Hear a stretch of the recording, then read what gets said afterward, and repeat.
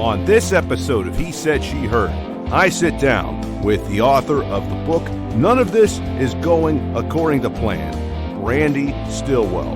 And during the interview, we dive into two stories from that very book. All this and more on He Said, She Heard. Listen to the Fortress Podcast. He said she heard about what's going on. Oh, yeah. He said she heard about what's going on. About what's going on. Hey, Foxer. Welcome to He Said, She Heard. I'm your host, Mike Fox, and we've got a great show for you. And thank you all for supporting this show over the last 2 years and some change, especially our good friend Jennifer Perry of Madame Perry Salon, because without her, this actual episode wouldn't be possible. Now, don't forget to subscribe via your preferred podcasting app. And if you want some fancy-dancy merch, well, it's not really fancy, head over to our TeePublic merch store by going to www.hesaidSheheard.com and clicking on Shop Now. Okay, as I said before, this episode wouldn't be possible without Jennifer Perry, because joining me is the creator and writer of Sasquatch Detective, which is published, by the way, by DC Comics. Brandee Stiwell is joining us, and she's also worked behind the scenes on such iconic shows as Mad TV, Family Guy, American Dad. She's also got some Disney credits to her name as well. And, of course, one of the main reasons that she's here is because she's got a book here that I just can't put down. It is so funny. The book is called None of This Is Going According to Plan. It's a collection of hilarious but true stories. And it's rather than it's chapter by chapter, it's story by story. And we're actually going to play two audio skits that are derived from this book of the author who is joining me. So without any further ado, I give you Brandee Stiwell. How are you, Brandee? I'm good, thank you. Thank you so much for having me. Of course. Oh, of course. Just heard a strange echo come out of nowhere. So, Brandee, just to tell us about this book here, and because I love how it starts in your early life in Kansas. The first chapter, which we act out, handheld Pomeranian sex, to go from that to these showbiz stories where you're with George Michael. It's just it's an incredible journey. So just tell us about how you decide, okay, I gotta put this pen to paper and get this out there. Tell us about that. Like my whole life, just random things would happen. And, my dad used to introduce me as his daughter that had the black cloud that followed her everywhere she went. And you're like, thank you. But I've always been that person that I could just be with a group of friends and simply get up and go to the bathroom and something horrific would happen. And I'd come back soaking wet and everyone's like, what happened? You just went to the bathroom. And I'm like, oh, well, they were cleaning a stall and I didn't see the sign and I slid under another stall and made eye contact with some random woman on the toilet. And now I have all kinds of DNA that is not mine, like in my hair and on my back. So, things like that happen every day. And, some are book worthy, some aren't. And you just kind of learn to accept it and go on. And I think one of the key points is, in the book is you get knocked down 7 times, you got to make sure you get back up 8. So yeah. I'm used to, I'm used to having weird, bizarre things happen. And sometimes they're absolutely amazing. Mm-hmm. And other times they're like horrific and tragic. And then we're like, oh, okay, well, we can't tell that story. And then, but it's the glass half full or half empty, and it's all just how you look at it. And so that's how I've just kind of gone through life. Yesterday I went to a bougie party at a polo club in Santa Barbara, and I'm like, why am I being invited to this? But of course, in the morning, I'm like, oh, let me put a mask on my face. Right. to make sure my skin looks good. And it's one of those kind that you should only put on for 10 minutes, but I was busy doing other things, so it was on for 25. So when I took it off, my face looked like it had pulled all the blood to the front of my face. And I'm like, well, we won't get there for a few hours, so maybe my skin will have time to calm down. And then, of course, even yesterday, here we are under these tents, and there were some elderly people at the table with us, and they kept pushing us out of the shade. So now I'm like charred, like sunburned. I have marks all over my body now that I haven't had in years. Wow. Even this morning, I looked in the mirror and I'm like, I kind of jumped back. I'm like, now I have to do a podcast, and I look amazing. But it's just, it's a Sunday. It's a Sunday, Mike. So what are you going to do? Exactly. Are you going to go to church? When I have a pulse. What I love about your writing style is how punchy it is. And because it doesn't rely heavily on dialogue, but we were able to find spots where, there's some memorable lines here said by your mother. But the whole bit by bit is just so, okay, then this happened. And then that happened. You're like, wait, what? What did I just read? Yeah. It's a pile-on. Exactly. Well, you see, that's how life is day to day. Everything is so random and so juxtaposed. That's how it happens. That's why every chapter in this book, and it sounds like based on what you were just talking about, that the saga is continuing, and you've probably got material for another book coming up, I'm guessing, right? Well, Mike, yes. Actually, the day that it went to the printer, we pulled 8 stories. I mean, it's over 400 pages. And we pulled, I had called the publisher. I'm like, can we just pull at least 8 stories? And even still pulling 8 stories, it's, like I said, still over 400 pages. And it's already been greenlit for a sequel. That's fantastic. And it's also, I hate social media, and I really want to get rid of my Facebook page, but the reason why I haven't is because every day there's your memory section. Yes. And so I'm like, I'm getting to the point where I'm like, Devo, when the hell did I see Devo? I'm like, oh, I guess I did. I forgot about that, but it's also I would always write these stories, story time with Aunt Brandee, and it would be ridiculous shit that had happened. And then I'd be like, oh my God, oh shit, yes, I'm sorry, I cussed, I hope that's okay. No, it's all right. And I'm just oh my God, I completely forgot about that. And here I kind of have it all written out. And then I'm like, oh, I keep a journal with me, on my desk. There's the voice memos on your phone now.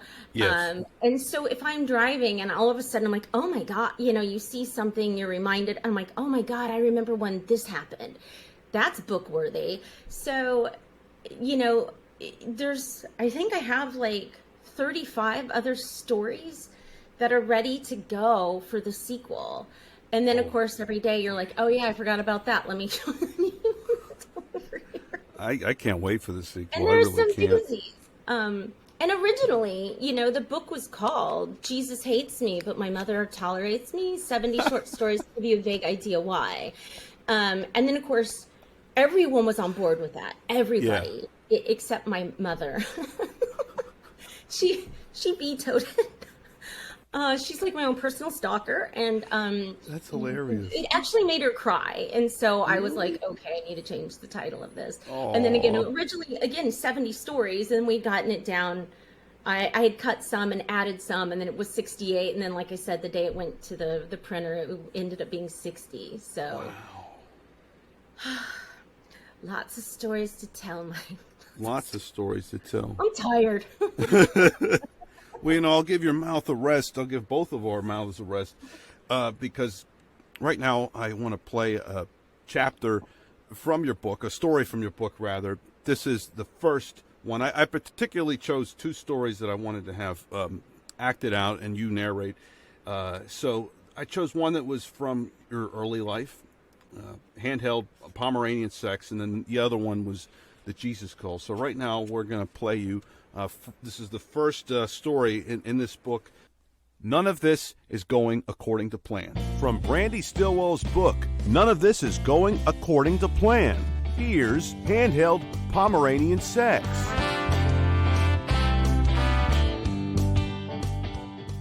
When I was 9 and my sister 11, we were in town with our mother. We had stopped by my grandmother Mary's house for a quick visit.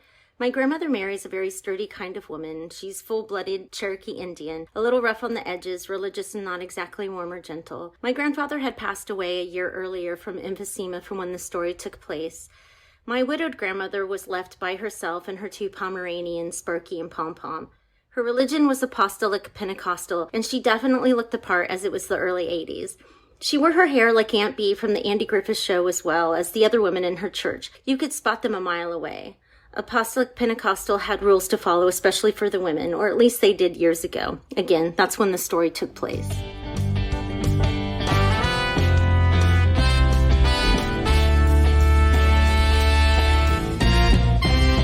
As we were pulling into my grandmother's driveway, we noticed her sitting out on the front porch with her 2 dogs, Pom Pom and Sparky. I excitedly leaped from the steel rolling van before my mother could place it into park. I blew through the front yard gate, tugged my grandmother, but was immediately stopped dead in my tracks. I was witnessing my grandmother partake in some sort of violence towards the younger female dog, Pom Pom. She had a death grip with one hand on Sparky, who was behind Pom Pom with an excited look on his dog face, breathing heavily. With the same force holding Pom Pom in place with her other hand, Pom Pom didn't seem to be enjoying herself like Sparky was. She had labored breathing and was making odd squeaking noises. I had no idea what was happening here, but I didn't like it. It was terrifying and incredibly uncomfortable to watch. I wanted to grab Pom Pom and run for the hills, but my grandmother was the ringleader in this whole ordeal, so I stood in silence. While this moment of awkwardness was still taking place, my mother and sister joined me, mirroring the same look of terror I knew I had spread across my face. The 3 of us observed our holier-than-thou religious grandmother holding her 2 Pomeranians together, while violent penetration was taking place. Now, I sort of maybe kind of knew what was going on and what they were doing, but to have my first visualization of sex and to have my grandmother involved was a little too much. It was super gross to say the least, and I knew this moment was going to haunt me for years to come, and it absolutely did. Girls, I've been out in the garden all morning. I've picked some green beans. Why don't you girls go inside and get some green beans? Oh, and Ginny, there's a bowl of freshly picked okra in the refrigerator. You should take some with you. The onion patch is coming along pretty well this year, too. Our mother hurriedly escorted us inside and away from the crime scene. Let's go inside, kids. I can still hear the assaults. My grandmother yelled back into the house that She's almost done. I'll be inside soon. Good to know, Grandma. Seriously, what the fuck? One would think that moment would have been a good time to discuss reproduction, sex, or even rape with us. But the only thing that was ever said from our mother to reassure us about what was taking place on the front porch was that we would discuss it on the way home. However, it was never discussed on the way home, or ever for that matter.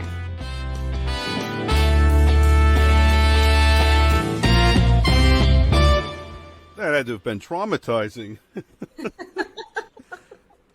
Oh, boy. I close my eyes and still see it all these years later. Oh, boy. It didn't help that I had to just replay that for you. Oh, gosh. It's my Vietnam. Yes. PTSD. Yeah. Wow. But, yeah, what I love is, like, immediately after the following chapter, Skid Marked Face, you talk about how that was the first and last time your dad was ever watching you and your sister on his own because it ended with the house almost going up in flames. Yeah, pretty much. Now, I love later on in the book, especially getting to the Jesus call, which we'll get to, momentarily. The story continues. You keep having these situations happen to you, and you think, why me? You almost thought that the films were exposed, and you were glad to what you reached in the back of you, and you were touching like an extension cord or something, a cable. Oh yeah, I was on a film shoot, and I had volunteered I took the director home, but I also had the film that hadn't been developed yet. I mean, nobody shoots, I mean, hardly anybody, especially, you know, a smaller production company would never shoot on film these days, but These days, right. back in the day, so I had all these film canisters in the back of my car, and I had just broken up with this guy, like literally like like a few days before, and you know, it was one of those things, like, as a woman, you know, like, you're like, yes, this is the right thing for me to have done, to have broken up with him, but like, maybe I'll call him and see, you know, like, how are things, you know, Right.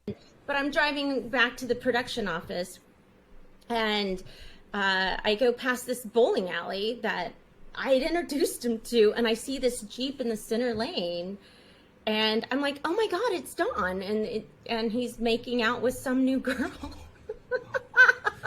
Oh no. I mean, it's Los Angeles, so there's like 4 million people here. So Yes. what are the odds? What are the odds? Yeah, so I was upset and took a sharp left turn into the neighborhood where the production company was, and you just hear all of the film canisters like scattering all over the back seat, and then it's just like, you know, I become religious and hope that I have not opened film canisters with an exposed film. Wow.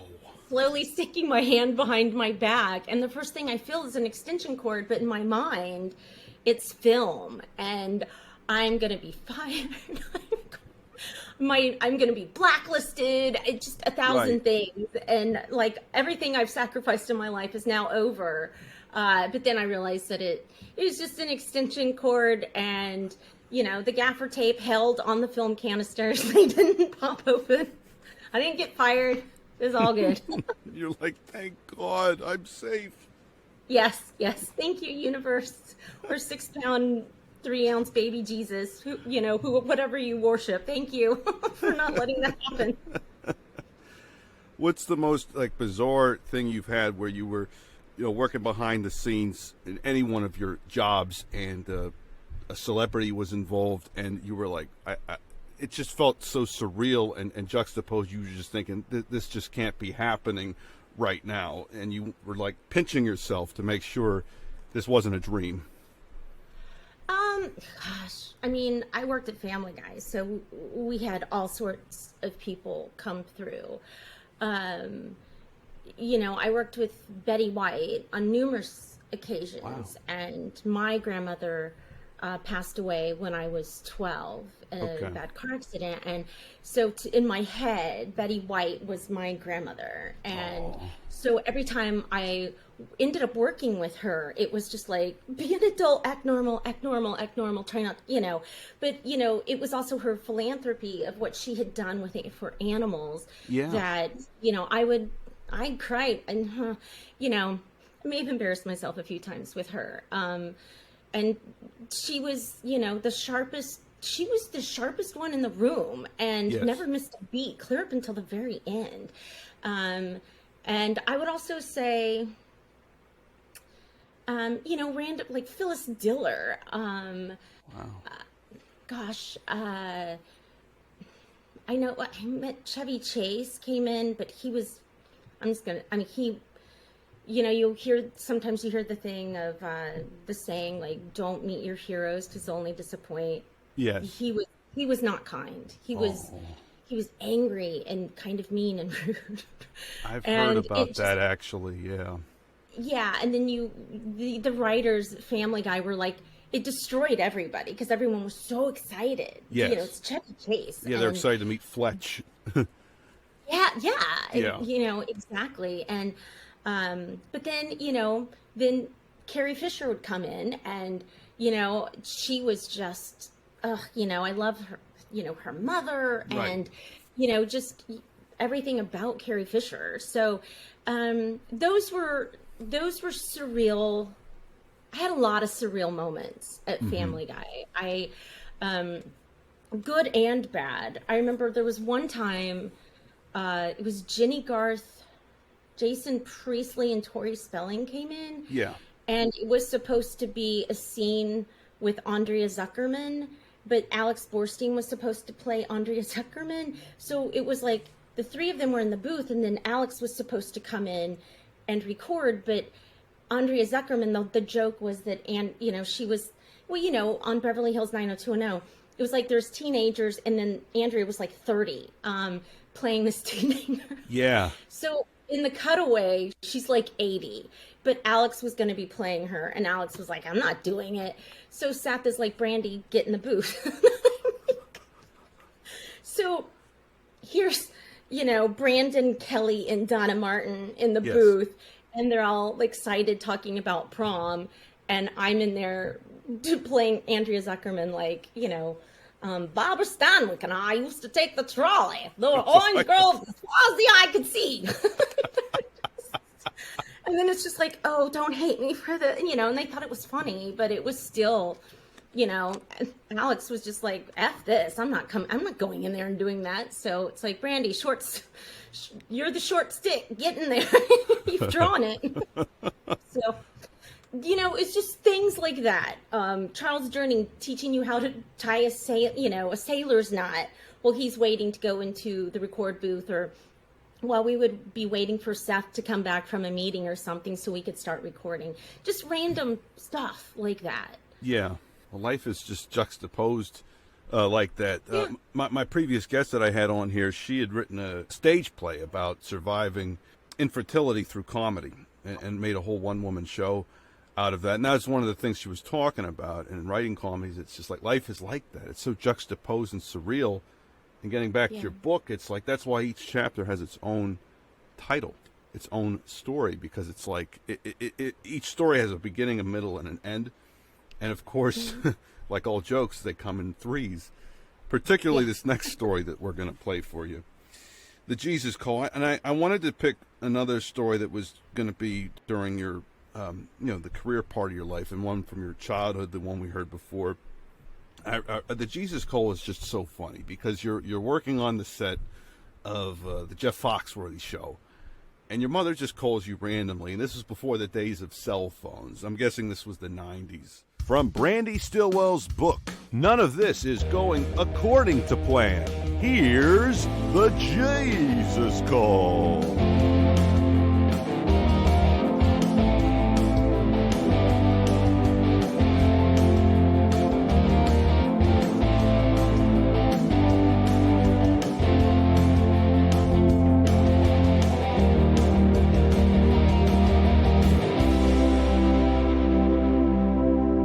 I'd been the post supervisor on the NBC version of the Jeff Foxworthy show for about a month and a half. The shooting season was almost over, but they hadn't had anyone in the position when the season started, so they had to create a workspace for me in the already crowded production office. Since I was going to be splitting my time between the lot and the post-production house, they put me and my desk at the end of a long hallway in the production bungalow on the CBS Radford lot. I was very lucky to be a part of this crew. Everyone got along and enjoyed one another's company except for the two producers. They were not fans of one another at all. It was like mom and dad were threatening a divorce on a daily basis. But all the kids got along, and that's what really mattered. I had just delivered next week's episode to the network when I sat myself down at my desk. Tad Wass, who played the father on Blossom, was the director on our show.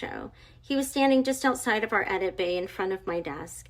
G.W. Bailey, who played Rizzo on MASH, had wandered into the production office to chit-chat with everyone. He was the nicest guy. Not to mention the staff was buzzing around. My landline rang.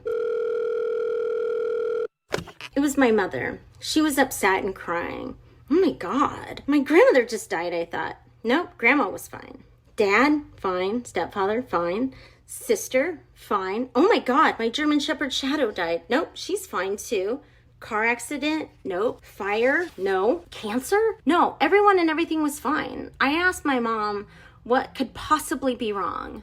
My mistake. After a few moments, she was able to compose herself. Through her tears, she was able to tell me she was upset with me. What the hell did I do now? I couldn't wrap my brain around it. I hadn't spoken to any family members, let alone seen any of them in months to offend anyone. I had been at work all day. What did I do now? Apparently, it was Christ. Yes, Jesus Christ. I hadn't accepted him into my heart yet. The hell are you talking about, woman? My mother began to tell me she knew I wasn't religious, and if I didn't take Jesus Christ into my heart, I wasn't going to be allowed to get into heaven where she was planning on going.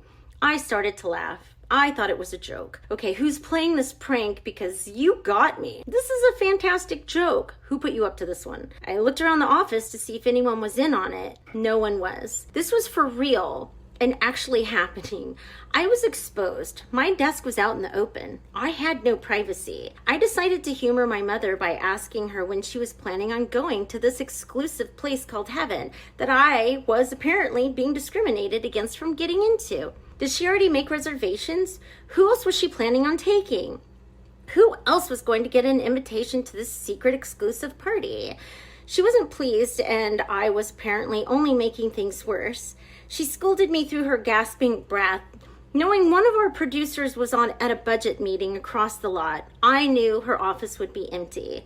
I asked my mother to hold on for a second so I could transfer the call to the producer's landline phone.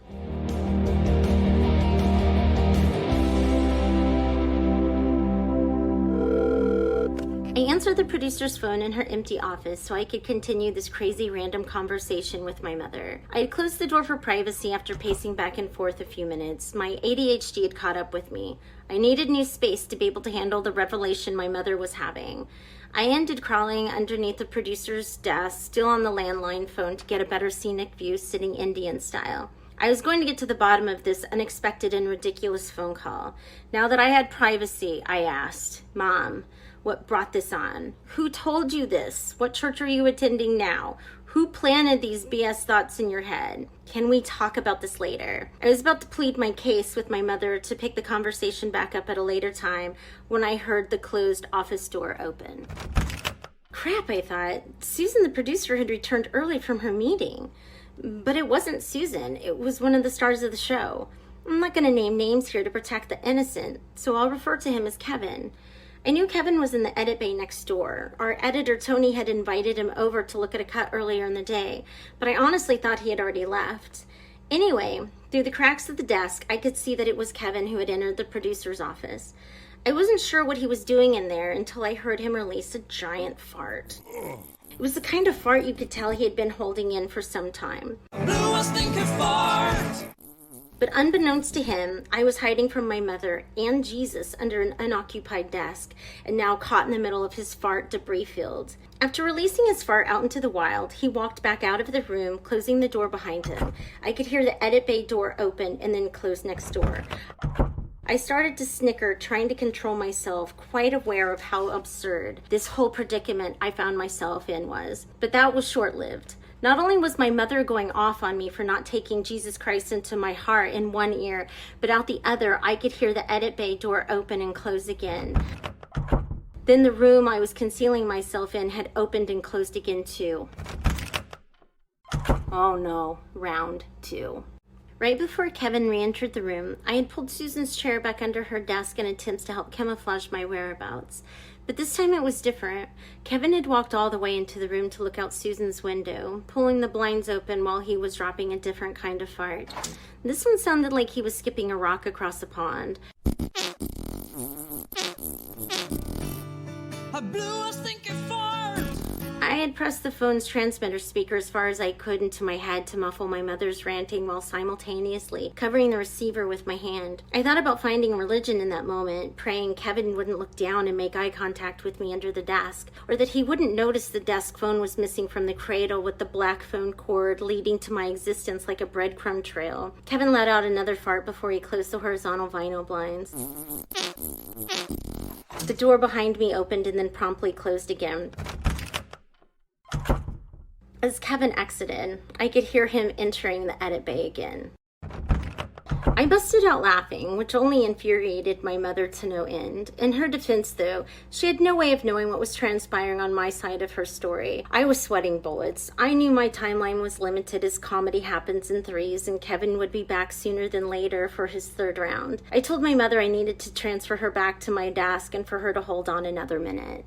My mother's unprovoked rampage was still ongoing when Susan showed up a few minutes later. Kevin not only had left Susan's office, but the edit bay and bungalow altogether. Susan opened her door, placing her bags down on her couch. I remember hearing her proclaiming, "Jesus Christ, it stinks in here." And at that point, I could no longer control my laughter, because Jesus had been in her office all right. My mother was so angry at me for laughing, she proclaimed, "I'm done. Shame on you. You're being so disrespectful. And with that, she hung up on me. I watched Susan walk into the unisex bathroom located on the other side of my hallway desk office to retrieve room spray. I still had the phone handset held next to my ear so Susan would think I was still on the phone, so she wouldn't question me why I thought her office smelled like an outhouse. I had my finger holding down the receiver, still taking in everything that had just transpired. How did I become the first family member on my mother's religious phone chain? Normal people get drunk dialed from their friends. I get the Jesus call from my mother. I called my mother later that night, but she didn't want to talk about her phone call earlier in the day any longer. She went silent on the whole Jesus ordeal for a few years, but when she brought Jesus back up, it was story-worthy. Don't worry, he'll show up again in a few years from now.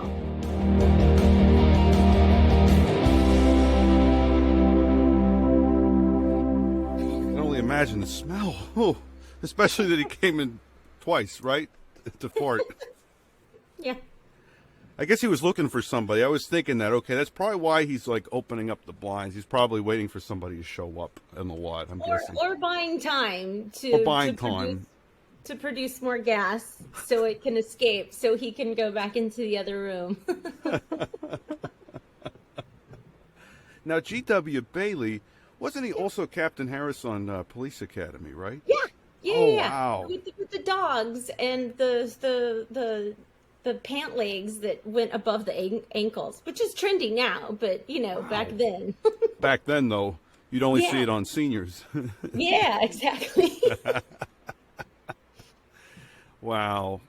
Now, I really love your book. Now, tell us about Sasquatch Detective. Sasquatch Detective came about because, I had been doing improv, and there was several, there were different theaters around LA back in the day, pre-COVID. Like, it's so sad, like, everything's gone now. Like, they didn't survive. But I think, like, I was at IO West, and somebody had gone out on stage and established that they were in the woods. And so I came out as a Yeti named Tanya, because I'd been talking about Tanya Harding earlier that day, and I love Tanya Harding. Everyone always gravitated towards Nancy Kerrigan, but I always gravitated towards the underdog, and I love Tanya Harding. And so the name was in my head, so I came out as this Yeti named Tanya. And I had a podcast, the Yeti had a podcast, and I was trying to recruit people to come be on my campers. I was trying to recruit campers to come be on my podcast. Oh, wow.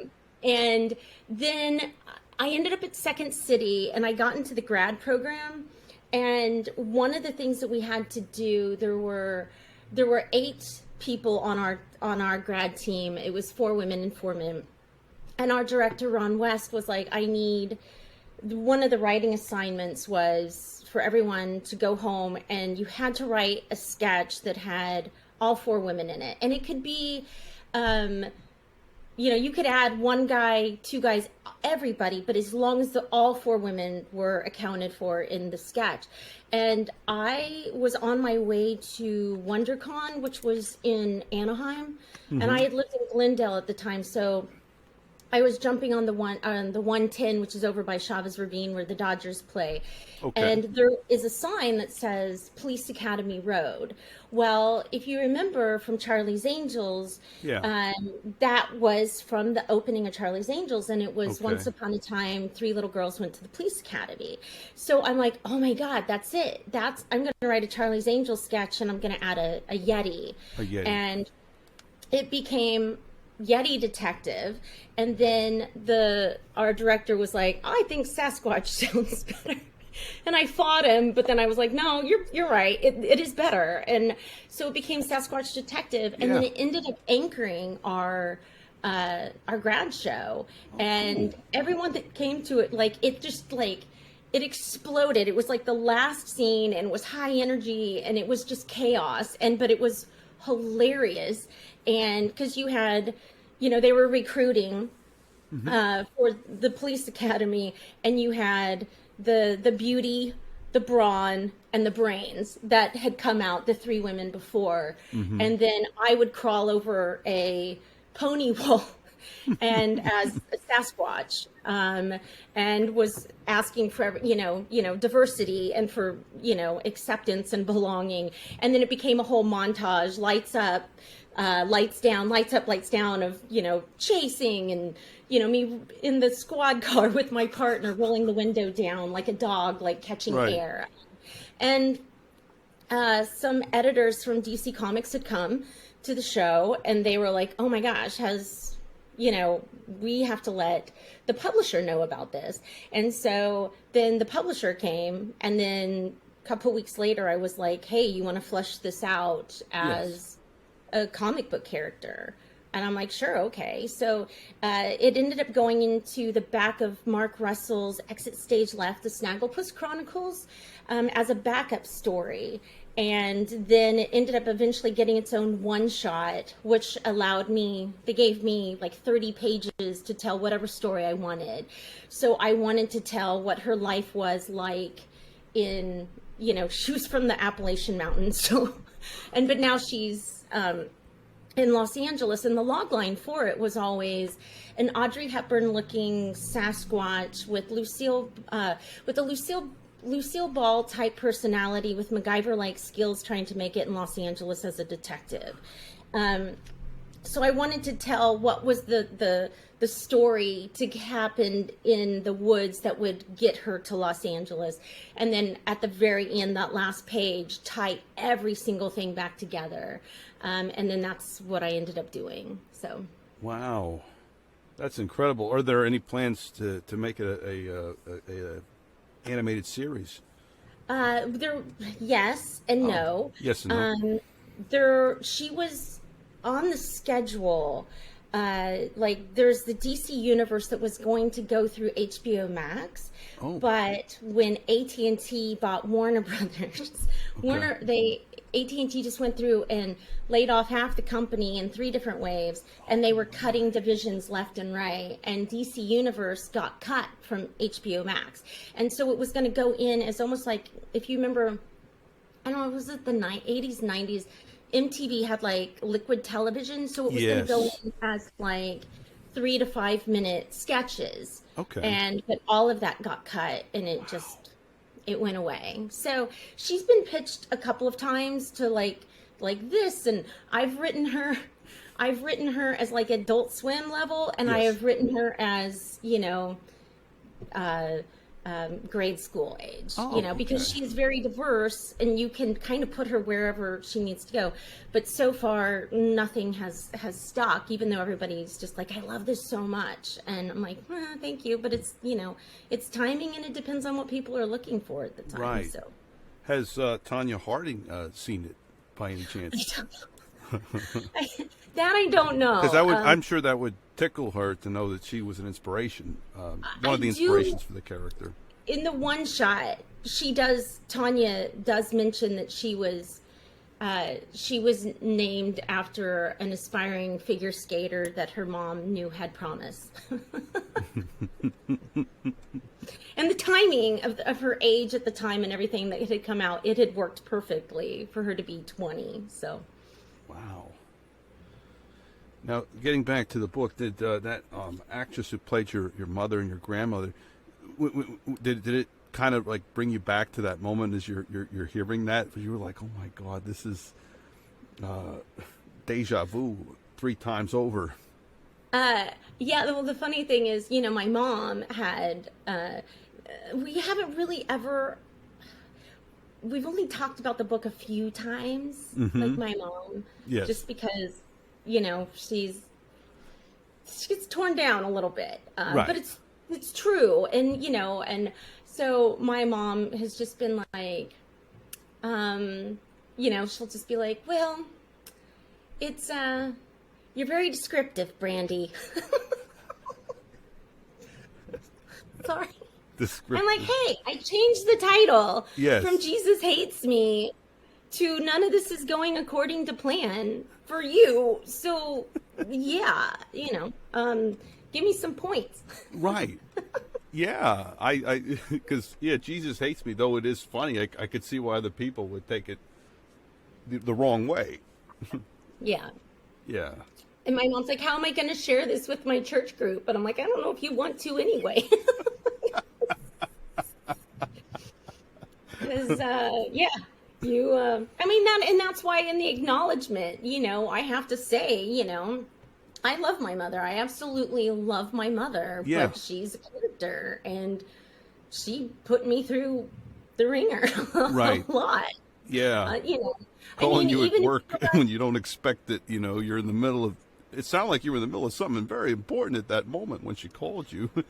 But well, and I mean, even if you've read the story, she fell off the turnip truck, which was a story about me doing an internship in New York City. Right. And I'm between I'm like 20, 21. I'm between seasons at film school, which was in Rockport, Maine. And they were seasons and not semesters because you couldn't put down dolly tracks in the snow. No, you so can't. I ended up getting an internship at this trailer company in New York City. oh wow. And my sister helped me get the interview, and it was like not planned. None of it was planned. And I went in, and it was in a 2-story fire station in like downtown Manhattan. And like, it's a crazy cool building surrounded by skyscrapers. Yeah. And I end up having this interview, and I met everybody in the company. There was only a handful of people. Everyone really liked me. It went Right. well, and they offered me the job. And so we were like, how do we tell my mom? How are we going to tell her? How is she going to let me stay? And so my mom was like, I need an address, phone number, which is what she would have done, if I'm like, hey, I have a friend and I'm going to sleep over at this person's house. I need the Yes. address, phone number, all of that. So you would give that up. Right. And so when I came in and started work on Monday morning, people treated me different. And I just could not understand, why are these people not being like, all of a sudden I'm like a leper, and I don't understand what, like, and I'm like, okay, whatever, maybe everyone's having a bad day, but I'm going to change their mind about me and I'm going to win them over. And it was probably 6 weeks later when one of them said, and I'm not going to say the word because it's not appropriate anymore. I think it's written in the book, but I'm not going to say it. But the guy says, well, you're not the R word anymore, like we all thought you were. And I'm like, wait, what are you talking about? Wow. And they're like, well, your mother called in to the production office like 30 minutes before you came in on your first day, and Ron and Giacomo had you on speakerphone in the kitchen. Had my mom on speakerphone in the kitchen. And my mom basically told them that I was green, naive, and I had basically fallen off the turnip truck, and they needed to handle me with kid gloves. And these are like hardcore New Yorkers Yes. that now like don't want to deal with some fucking dumbass kid from Kansas. And they all heard it on a speakerphone in the kitchen in this 2-story fire station production office. And my mom like threw me under the bus. You know, and how well does, when you were 20, how well did your mom know you? She, No. yeah, like she didn't know, like I knew the streets, like, but she thinks that this angelic halo, and then so she goes and tells these people. So I had to call an emergency meeting to be like, hey, you guys, just so you know, I am not the R word. Sorry. I am not mentally challenged like you all assume I am. And it was like, and then they all thought it was, Ron and Giacomo thought it was hilarious. And, one's like, well, I'm Jewish, so I have a Jewish mom. And the other one's like, I'm Italian, so I have an Italian mom, so I get it. But we thought it was like the meanest, cruelest thing anyone had ever done, any parent had ever done to their child. And we knew that you weren't, but the other people that worked there just assumed that I was. And they just hated me for being there because they thought I was special needs. And it sucks. And I had to prove myself. Yeah. And so, but again, that's a true story. And here's my mom having to read the damage that she did to me. Yes, that had to be, she was like, Yeah. probably like, oh, she's Yeah. picking this up and read it like, oh. Yeah. Yeah. It's funny how you say at the end of the Jesus call, she didn't want to talk about it, but it would come up years later. Yeah.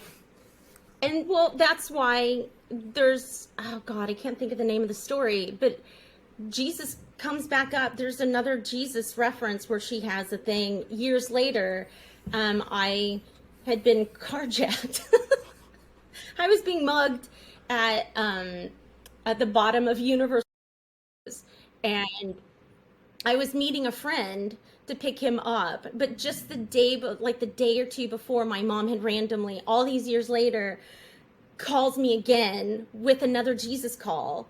And I had told my friend Kyle, who I was going to pick up.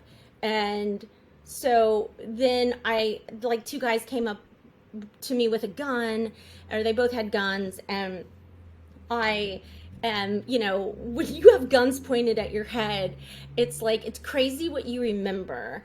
And I'm remembering an episode of Oprah from when I was a kid, and it was like, don't go to the second location, that's where you'll disappear. And so I have these two guys like tapping guns on my window in this dark metro parking lot, but I don't really know where I'm at. And I'm dumb. I wasn't thinking. I'm like in a dark parking lot with my phone lit up. My face is lit up like a Christmas tree. And I'm texting Kyle, like, what gate am I picking you up at? Because I had gotten there early. And so when this guy's like, you know, get out of your car, we're fucking cops. I'm like, and then I look over to my right, and there's another guy, and he's like, yeah, we're fucking cops. I'm like, fuck you. No, you're not.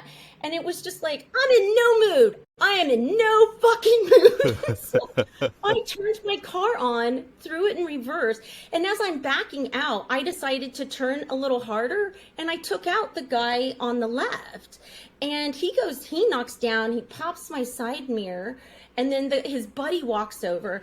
And as I'm pulling out, in my head, I'm hearing a line from Steve Carell from Date Night, like, so as I'm like, part of me, I have like angel devil, like, Yeah. you know, yelling, wanting to be like, get out of here. And the other one is like, fuck you, pussies. And it's like, but I don't. And then it's like, I see the guy turn his gun sideways. And then in my head, I hear Steve Carell going, it's a kill shot. I don't know what I'm thinking. And so I throw my car and drive, and I go to take off. And so here it is, cut to, you know, now I'm surrounded by cops, and Kyle is like, finally comes down, and I'm surrounded by cops, and we're doing a police report, and Kyle's like, hey, Brandee, did you tell him that you're possessed by a demon? And Kyle's just like, yeah, did you tell him you're possessed by a demon? And I'm like, Kyle, not now, shut up. And of course the female cop is like, what is he talking about? And I'm like, it's a long story. I got a call from my mom the other day. Well, I haven't taken Jesus Christ into my heart yet. So again, she thinks I'm possessed by a demon. And you're like, okay. So anyway, that story is in the book as well. You see, there's so much in this book. This is why you got to get it, everybody, on Amazon. Where else can they buy it? You can buy it on Amazon.com, and you can also buy it on BarnesandNoble.com. You know, that's quite a story that you just told there. Now, of survival, it's amazing that, you know, a punchline comes in there amidst the drama and near-death experience. But, Yeah. you know, honestly, back in the days of bookstores, I know Barnes & Noble is still there, but it kind of feels like you're going back in time when you go there. I miss the days of going to Borders, though. And honestly, if this was like 2009 and your book had come out, and I'd be the guy sitting in the coffee shop, and I'd be cracking up reading your book, because those are the types of books I gravitate towards, comedy books. But this is real life too, because real life is often juxtaposed and like surreal and funny, and nothing ever goes to plan. And some people, especially agnostics, will say, you know, you want to make God laugh, say I got a plan. And that's that's the title of the book. None of this is going according to plan. Well, Brandee, it's been It's been great having you on the show. And what do you got coming up down the pike? What's your next project? Well, I have one thing happening, like I signed an NDA on, so I can't really talk about that. Of course. I have been greenlit for a sequel for None of This Is Going According to Plan. And I think later it's still July, so I think by the end of August, I'm going to start recording the Audible, because everything it takes time. And it does take time. I not understand. Something that I have hardly any time anymore. So, yeah, like that's what I have going on right now, I guess. Wow. Well, I'm so glad Jennifer Perry had reached out to me and told me you got to talk about her book, and I wanted to do more than that. And so everyone I've told about, especially via social media, is all saying, yeah, I'm going to get my hands on this book. So, and oh, thank you. Yeah, of course. So it's been great finally meeting you, Brandee, and look forward to hearing about your future projects. Oh, thank you so much. Absolutely. This was He Said, She Heard. Sound effects provided by Zapsplat.com and Fesleyan Studios. Comedy performances by Catabell and Mike Fox, and music by Matthias Signoroli. Catabell's website is catabell.com. That's KATABELLE.com, and she's available for hire. Matthias Signoroli's website, en.mattiaartist.com. He is also available for hire, and don't forget to get your copy of None of This Is Going According to Plan, out now on Amazon.